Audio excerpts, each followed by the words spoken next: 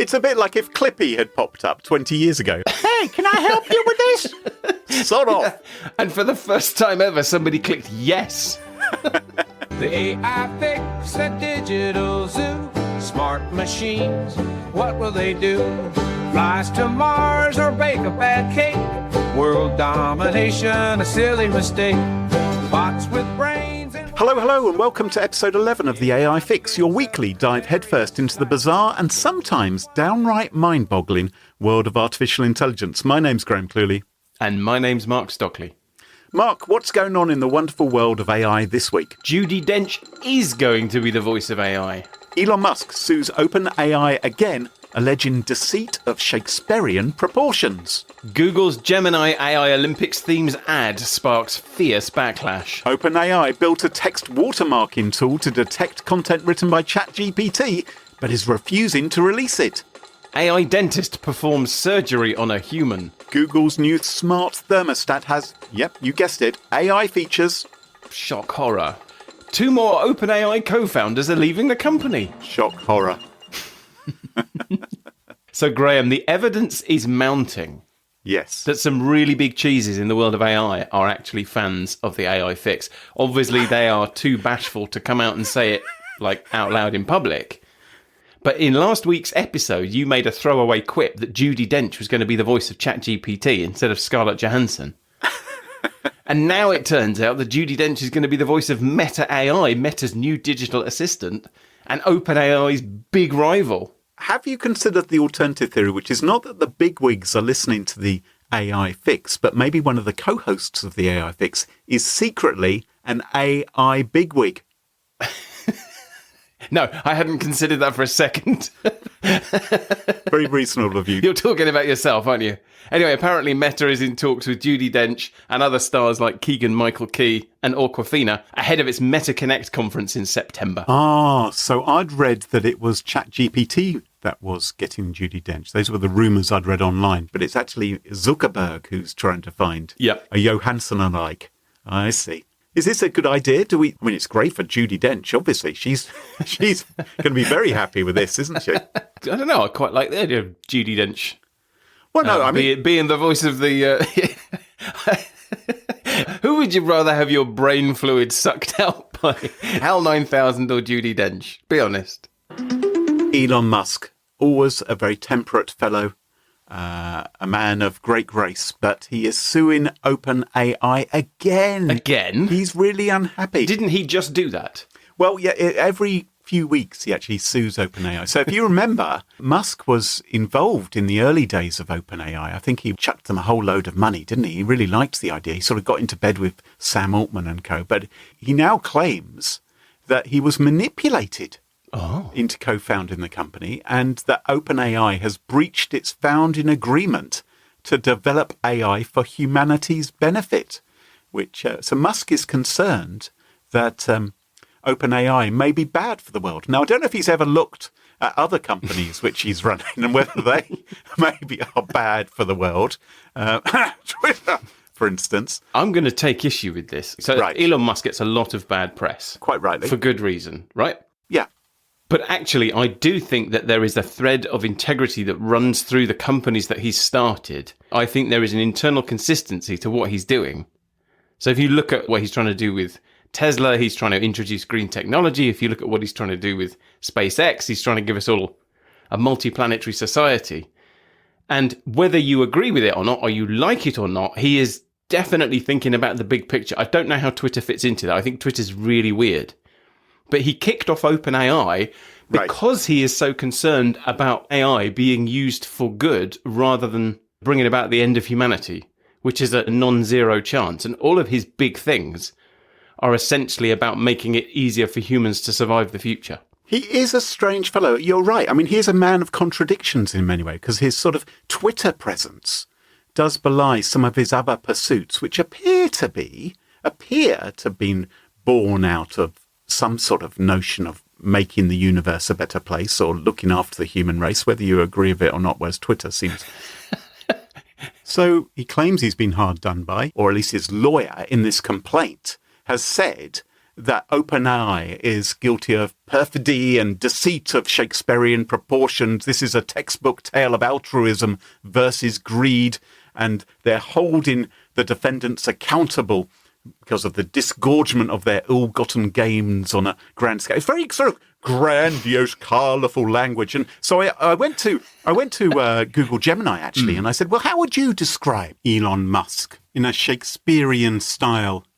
And it said, he is a man of boundless ambition. His fiery spirit doth soar beyond the heavens, seeking to conquer Mars and tame the stars themselves with a wit as sharp as a rapier, and a tongue that doth ignite controversy. He doth challenge the conventions of this mortal realm. Which I can partly agree with, I suppose. Do you think his lawyer is actually Gemini? In a world first, an autonomous robot dentist has performed the first full dental procedure on a human, preparing a tooth for a crown in about 15 minutes, which is apparently 8 times faster than human dentists can do it. I wouldn't necessarily want a dentist to rush if they were doing dental. So, I mean, obviously you want the pain over as quickly as possible, but I'd like to be sure that they're not going to make any goofs. Yeah. Also, I feel like the detail that was missing here is I'm assuming this was consensual. I'm just gonna let's just hope, fingers crossed, everyone, that it wasn't simply an AI deciding it was going to take up dentistry, but a human agreed for this to happen. Anyway, the good news about this is that not only is this quick, but it also doesn't shoot your mouth through with X-rays. And instead it uses something called a volumetric scanner, which builds a detailed 3D model of the mouth, right, including your teeth and your gums and even the nerves, using a technique called optical coherence tomography. Presumably, you have to be sure that you haven't got any spinach left in there if it's scanning your mouth. An X-ray wouldn't take any notice of that, but a human maybe would spot it with spinach. Yeah, apparently it's got something like a 90% success rate at spotting cavities. But they didn't say what the false positive rate was. Right. Like, is it going to start trying to put a crown on your tongue or something like that? Well, we thought it was a cavity. It turned out it was your throat. So the good news is that it's quick and you can avoid X-rays. That's right. And the bad news is that your teeth are being drilled by a robot. So there is actually a video of this procedure, but it doesn't come with any audio, so I've made my own. What are they doing? I feel a bit sick. I'm going to stop. Oh, this is vile. No, we don't want to look at that. Strange they chose to mute the audio. I talked the other week, I think it was in episode 9, I talked about cheating with AI and how Are you talking about AI girlfriends again? No, not that kind of cheating, like cheating in exams and things. Oh, right, yes, yeah. But OpenAI, it's been revealed, have got a secret text watermarking tool which can detect content written by ChatGPT, but they're refusing to release it. So in some way, they are marking or able to mark text generated with ChatGPT, which they can then detect. And they claim with 99.9% effectiveness. For some reason, they're holding this back, presumably because it'll be discovered that no one's actually doing any work any longer. Everyone's marketing material everywhere is now being written by ChatGPT. No one's done a stick of work since November 2022. Well, it'll just be really bad news for the entire world and the economy will slump. But I wondered, how might text watermarking work? Because it's not like putting a watermark on a piece of paper, is it? Because it's just text. You have to change the actual text in some way. And then it occurred to me, acrostic. You know what an acrostic is, right? Is it a type of sewing? No, that's a cross stitch. An acrostic is where, for instance, you might be able to write a sentence from the first letter of every sentence. So if you write a paragraph, you secrete amongst those words a secret message made up of the letters of the beginning of each sentence. Yes. Does that make sense? I probably haven't described that very well. well. No, I understand. Yes. It's a really good way of sending a secret love letter or a communication to the intelligence agency who you're working for undercover or something like that. So I went to an AI and I said, can you write me an acrostic about the AI fix? Oh. That's all I said to it. Just write me an acrostic about the AI fix. Now, it didn't give me a message about the AI fix, but it typed out effectively the letters THEAIFIX, right, from the first letters Yeah. of every sentence. Yeah. And what's extraordinary to me is it appears to have done it to the tune of our theme song, right? Really? So, yes, I don't know how, but look, it seems to me that the rhythm of this works for our theme song. So I'm going to attempt to sing our theme song with these words which it came up with. Go on, yes. Let's see. Okay, so note the first letter, right, of each time. So it's going to begin with T. Technological marvels, a digital embrace, hope for solutions, a brighter space, exploring pathways where AI can mend, algorithms aiding a helping hand, innovations promise a world transformed, finding fixes, problems disarmed, intelligence guiding a new frontier, X marks the spot where solutions appear. Down. Uncanny, I think you'll agree. An awful lot of the time, AI does stuff that we're like, this is rubbish. And then every so often it does something you're like, oh no, they're absolutely going to take us over, keep us as pets, isn't it? In this case, it was the human who was rubbish in his rendition of our theme song. But it does seem to me that the rhythm of what it came up with does match our theme song. Am I right or am I right? No, absolutely on the nose. It's weird. Maybe it's like that person said on Twitter, the best thing about the show is the theme tune. Maybe Gemini agrees. Speaking of Gemini, there's another story about a company that's flubbed an ad about AI. I don't know why, but for some reason, companies seem to really struggle doing ads either with or for AI. They all just come out weird and creepy. Remember that one we looked at last week for Friend? Yes. Possibly the creepiest thing I've ever seen. Anyway, the latest company to suffer a backlash is Google, which released an Olympic-themed ad for Gemini. Right. And the ad is quite charming, actually. Mm-hmm. So it's narrated by a father of a young female runner. And he clearly loves his daughter, and the daughter idolises the sprinter Sydney McLaughlin-Levrone. And the daughter decides to show her idol some love by writing her a letter. Now, this, so far, is a rather beautiful little cinematic vignette moment. Yeah. Lovely. Until 35 seconds in, when the dad says, she wants to show Sydney some love, and I'm pretty good with words, but this has to be just right. So Gemini, help my daughter write a letter telling Sydney how inspiring she is. Because presumably he wanted the letter to sound like everybody else's letter, like some sort of corporate blancmange. I don't know. Anyway, people aren't happy about this. Or maybe he wanted to send an acrostic to the athlete. That's not really that charming, is it? Not at all. No, maybe just let your daughter write the letter. It's a bit like if Clippy had popped up 20 years ago, halfway through her writing the letter. Hey, can I help you with this? Yeah. Sod off. And for the first time ever, somebody clicked yes.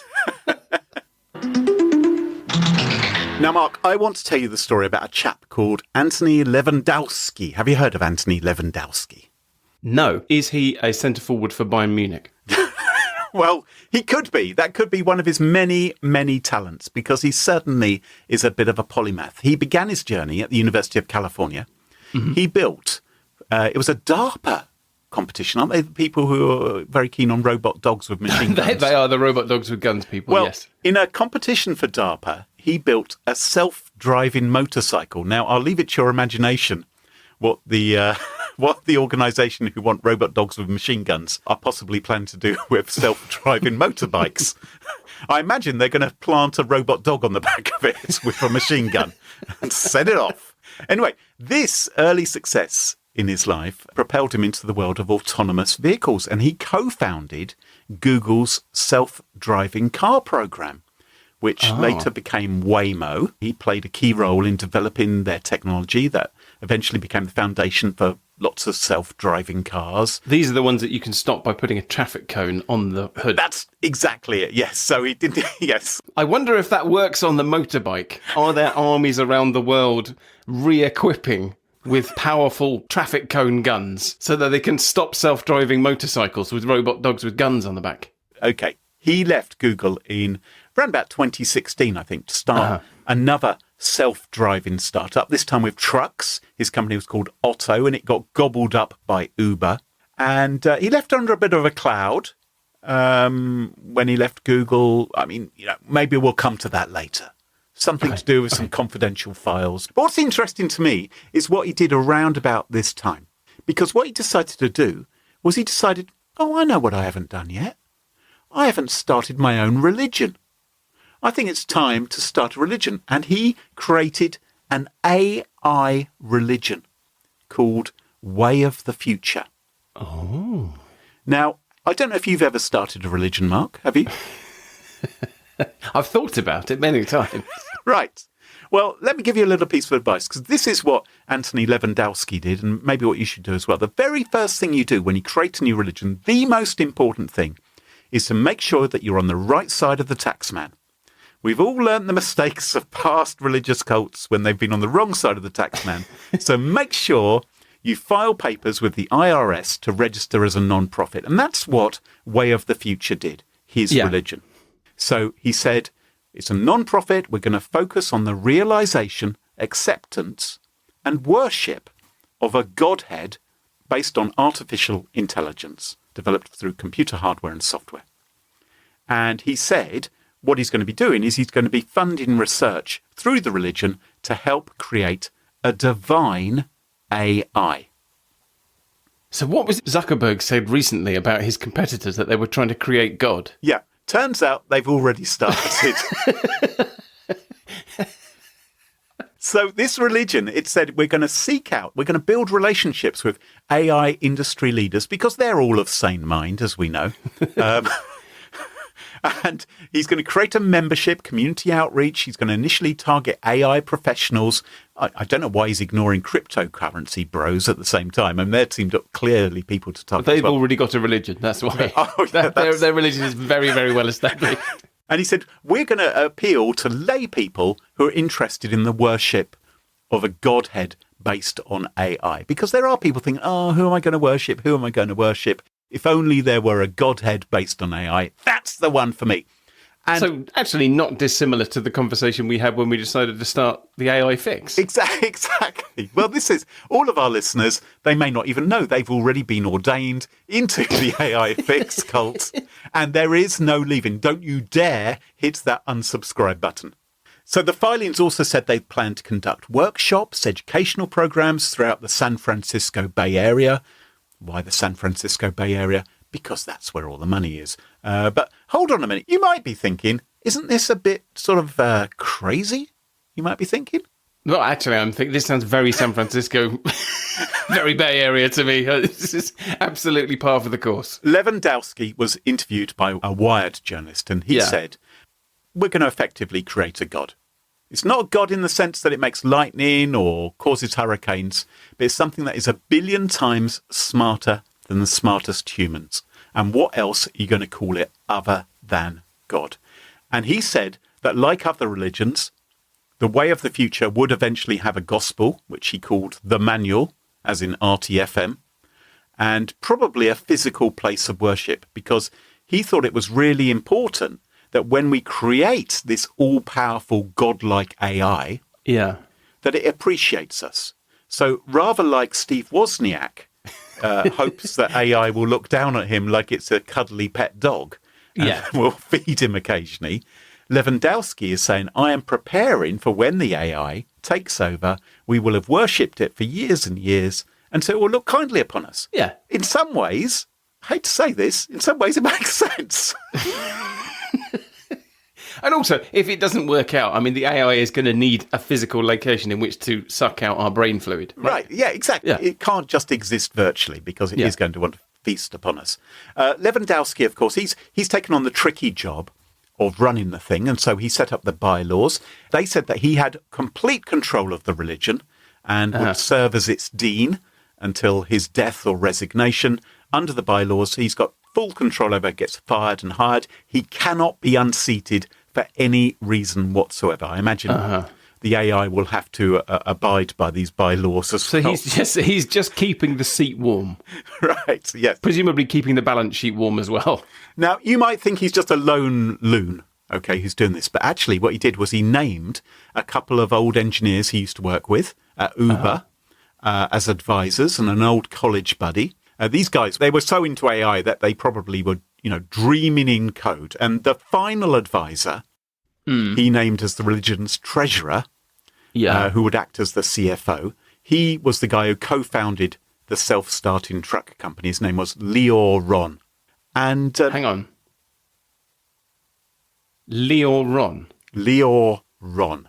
So like L. Ron. Oh my God. do you think? Oh my goodness, Mark. So L. Ron Hubbard The founder of Scientology and Dianetics. also famously said, if you want to get rich, start a religion. And this is the guy who's going to be the CFO. Mark, did Wired not pick up on this? The CFO is named for the guy who said, if you want to get rich, you start a religion. So Have we accidentally done some journalism? I think we have. So this journalist, he contacted some of these advisors, and they surprisingly downplayed their involvement with the way of the future.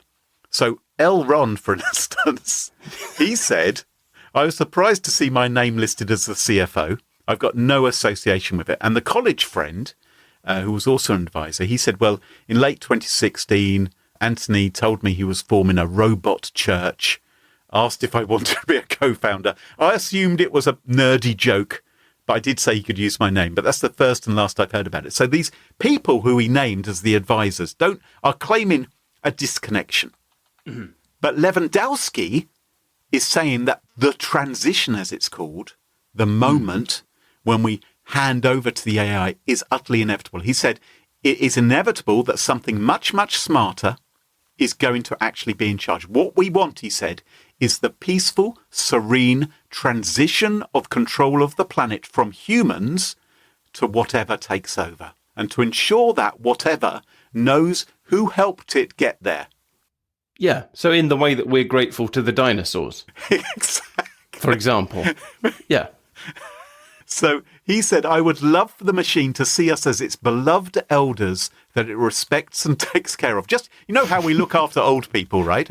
We really care about them. Yeah, yeah. So he thinks the intelligence, he wants it to say humans should still have rights, even though I'm in charge. So that is his grand plan for this. And if you become a member, you had to open up your social media accounts to the AI. You had to help it label data sets. You had to basically feed information into the AI to make it stronger and stronger. But don't worry, he said, everything the church developed would be open source. So that's all right then, because you can do whatever the you like if it's open source. Now, he was expecting a bit of pushback. There hasn't been much pushback from you. I think so far you found it all fairly sane, fairly sensible. I don't know. There's just something about person who lives in San Francisco starts AI-based religion that I just think, oh, it's Tuesday. So he said that some believers with more traditional, inferior faiths might find his project blasphemous. And he said, it just seems like something I've got to do. People are going to get upset. Yeah, and to be fair, some people who don't have traditional faiths might also find a few reasons to object.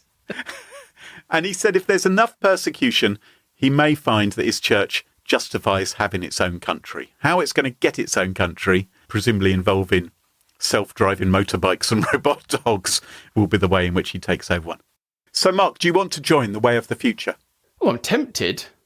Yeah? It seems like a good, maybe we do need an insurance policy. It is very Steve Wozniak, isn't it? If AI is going to take over and it's going to be making decisions about whose brain fluid it's going to feast on, I would quite like it to like me. He does seem to think this is going to happen. It seems to me that you are a believer. It seems to me that things you've been... He's talking about an event known as the singularity, which is where the AI will become supremely intelligent. And that is going to be the moment when it becomes God. And we better bloody well be worshipping it.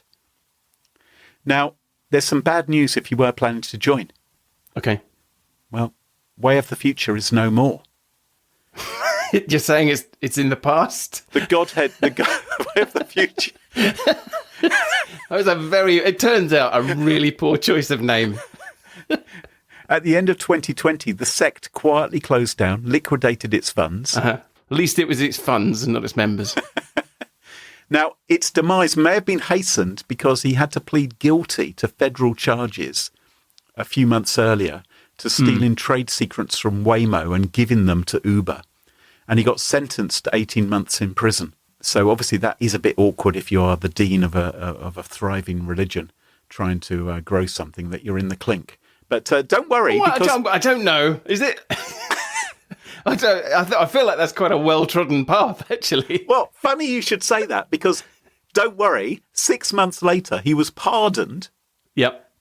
on the very last day of the presidency of a chap called Donald Trump. That was Donald Trump's first presidency of the United States, of course, as opposed to the second, third, fourth, fifth. The second and last presidency of the US. Yeah. So some have argued where the future wasn't religious enough. Maybe it should have had a bit more circumcision, maybe a bit more robot dentistry. Maybe it should have had some notion of hell, blue screen of death, being stuck in a lift with Clippy. I don't know. But, for some reason it didn't take off. But I suspect it is not the last we are going to see of AI religion. So take heed, listeners. Take heed. I've only got one question about this. Right. So this is the guy that made the motorbike and the self-driving Waymo cars. Yes. Yes. And if you're him, are you going to tolerate an AI that you can't switch off?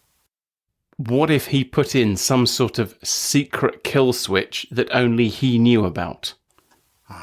Like a safe word. Or a traffic cone? Oh. What if the reason that religion has been shut down is the AI got too powerful? And somewhere in San Francisco, in some unheralded suburb, there is a quiet, dimly lit, slightly religious-looking building, which seems like partially equipped for some sort of brain surgery. And in the middle of it is a large machine, gently humming, with a traffic cone placed strategically on its one eye. Graham, I need your help with a bit of a delicate personal matter. Oh, finally. Yes, I've been meaning to talk about this with you for a while, Mark. I'm glad you've noticed. Right, okay. Well, I'll put my rubber gloves on. Let's get this sorted. I need a bit of a sense check. Mm-hmm. So I've fallen out with ChatGPT. Oh. We had a bit of a row. Oh. And I thought maybe if I told you what happened, you could... I can be a therapist. I can be your agony aunt. Okay. I don't want you to take sides, okay? I just want you to listen to what happened and then tell me I'm right and that ChatGPT is an arsehole, okay?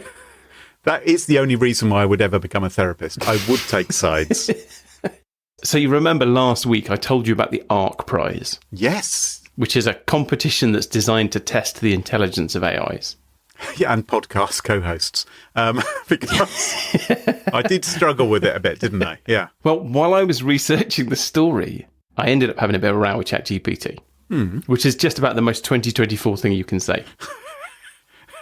Other than my kids just explaining to me what skibbity was. But first... Oh, okay.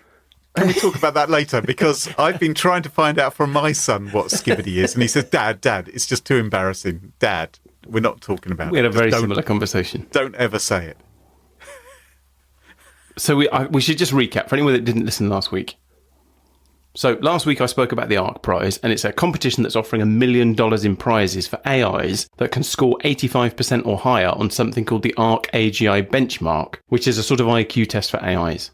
And the contention behind the test is that most AIs are very good at memorizing things, but they're otherwise quite dumb. And what we need is AIs that are better at solving novel problems that they can't be trained for. Yeah, proof that an AI can actually think rather than just be really clever at remembering stuff. Yeah. And I imagine that you remember that story quite well because humans can do these tests too. And if I recall correctly, when I asked you to try them, you didn't do quite as well as you imagined that you would. Do you want me to actually do this? I'm quite excited. Yeah. Do it now, yeah. All right, I'm going to submit the solution. Boomf. Wrong? Oh, bugger off. Have I got that wrong? Oh, there's a different kind of blue. Damn it. Okay, I hadn't quite spotted. So that one should be... No, that colour. Oh, God. Okay. Right, I think I've done it now. Submit. Wrong? Hang on. Oh, no, I still made a mistake. I didn't... On my first 2 attempts, I didn't completely understand the way the test was. My third attempt, I was successful. Yes. So In other words, your ability to deal with novel problems that you haven't trained for wasn't as good as you imagined. No, you weren't so much cutting-edge AI as 1980s Casio digital watch. I'm beginning to understand why ChatGPT had a fallen out with you, Mark, because you're kind of going the same way with me. And for the benefit of anybody who wasn't around to witness your humiliation, the test shows you 2 or 3 examples of a pattern drawn on a grid. Yeah. And then you have to use the examples to guess how to complete another grid that's only partially filled in. Yeah, using different colours. It was shades of blue and it was confusing. But yeah, okay. Anyway, most humans don't struggle with it. But in 5 years, no AI has come anywhere near passing it. Right. So that's the background. That's the ARC prize, okay? Now let's rewind to last week. Before we recorded the episode, I'm sat on my sofa.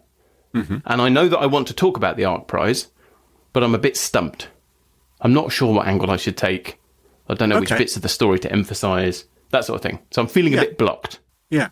So I thought I'd ask an AI to help me, just to help me make sense of my thoughts.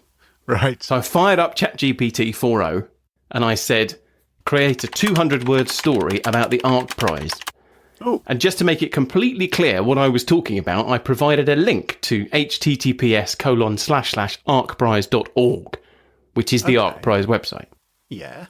And it went away and thought about it, and then it said the ARC Prize is a groundbreaking initiative in the world of scientific research, which has captured global attention with its mission to drive innovation in the field of aging and longevity. What?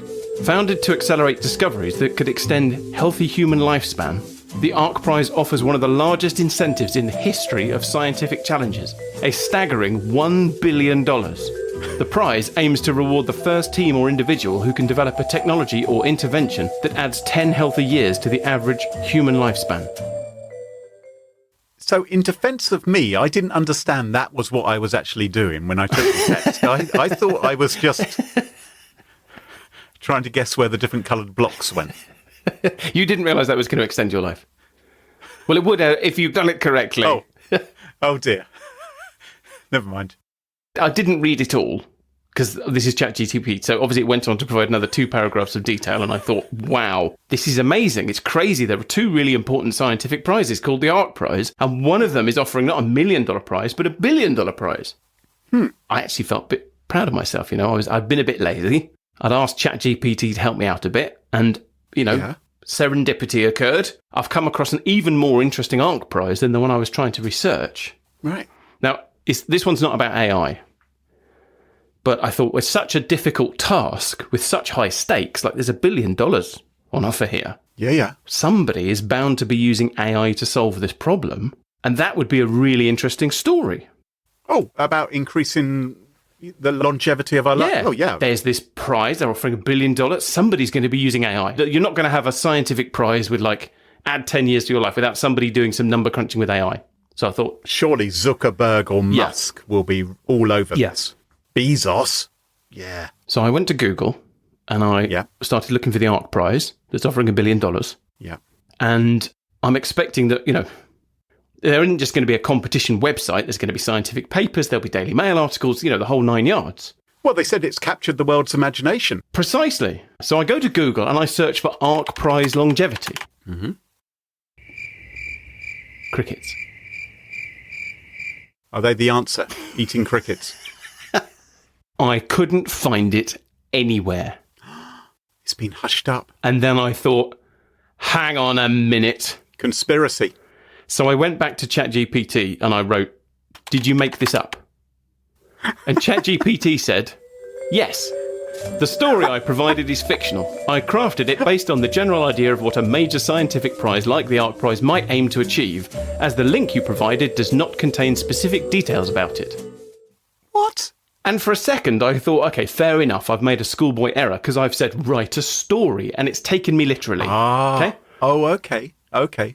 And then I thought, no. Yeah. I'm being gaslit here.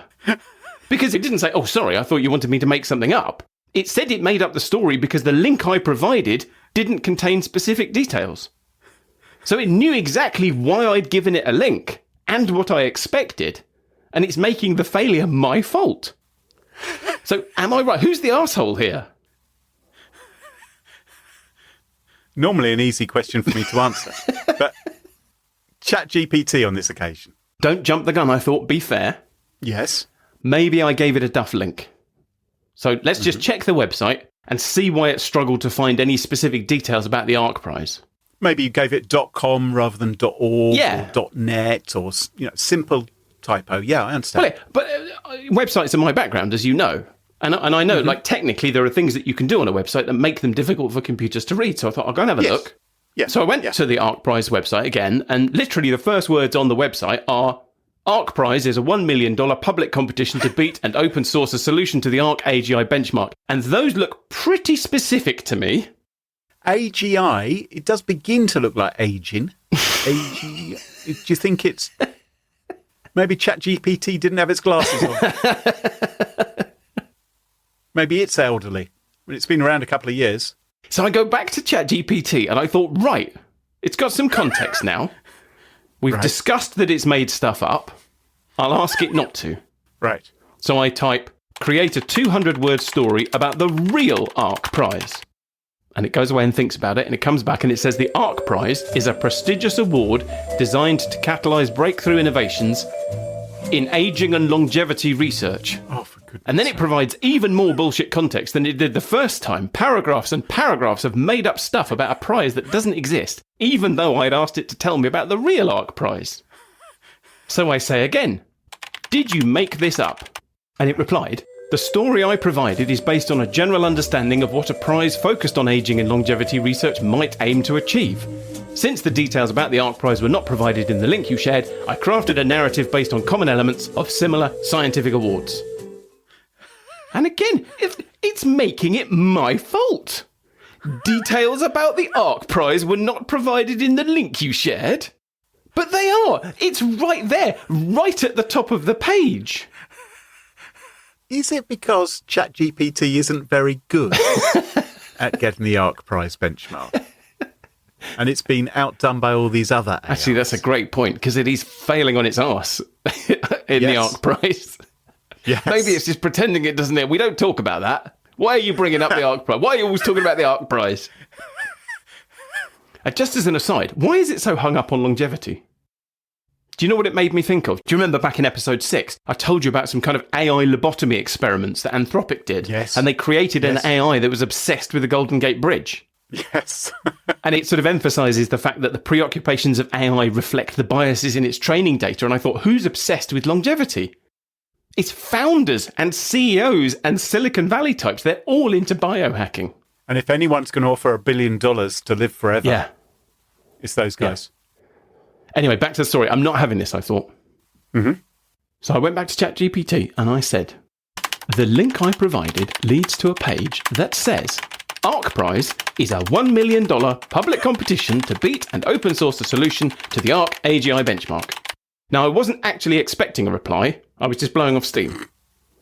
But it thought about it for a second, and then it replied, thank you for providing accurate details. Here's a 200-word story based on the real ARC Prize. Okay. And then it wrote a not terrible 200-word story about the real ARC Prize. Okay.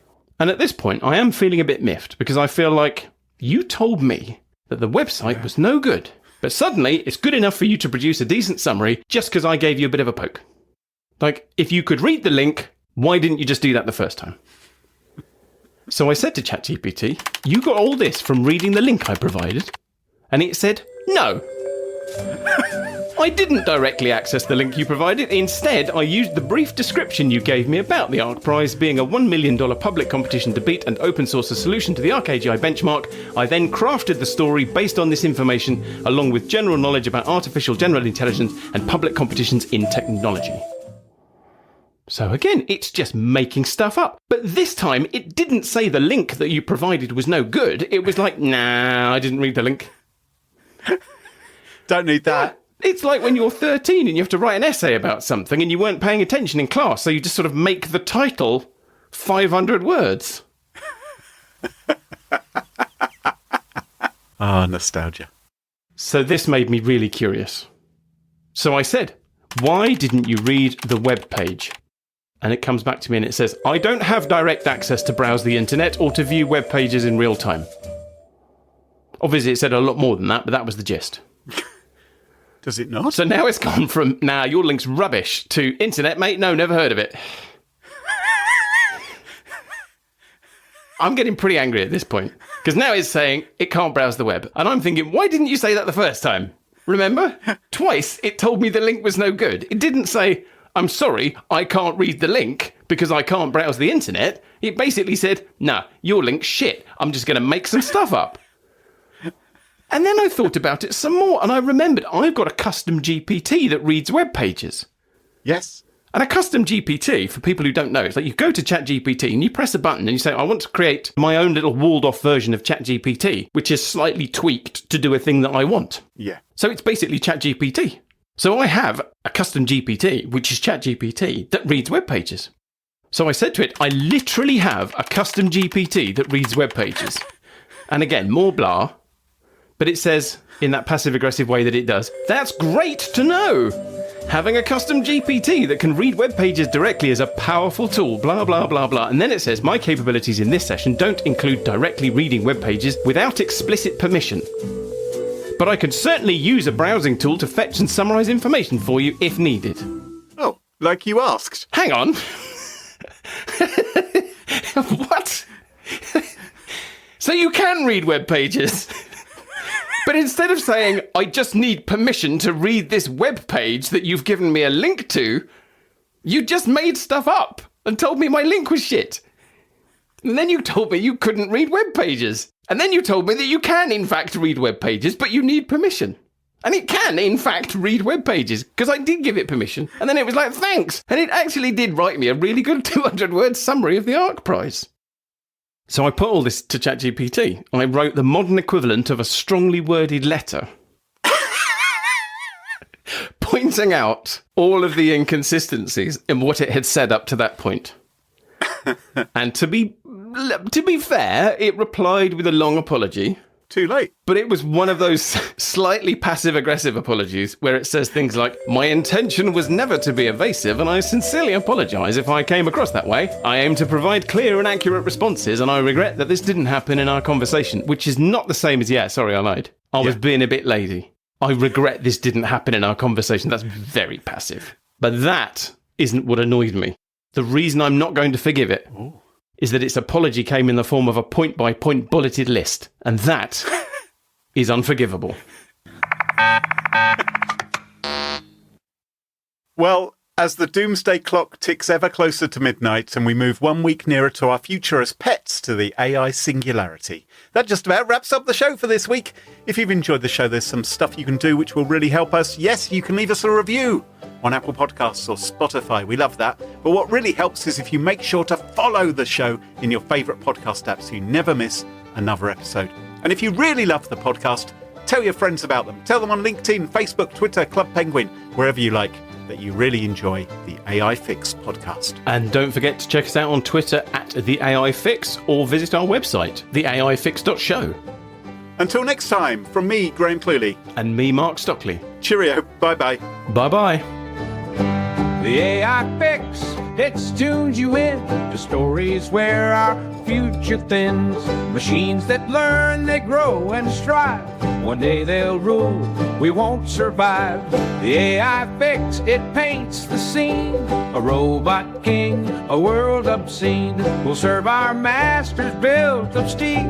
The AI Fix, a future surreal. I think you're going to have to take your blood pressure, Mark. Don't you think that was interesting, though? Very interesting. It just didn't want to visit that webpage, did it? Very happy lying to us, isn't it? Is that maybe something we should worry about?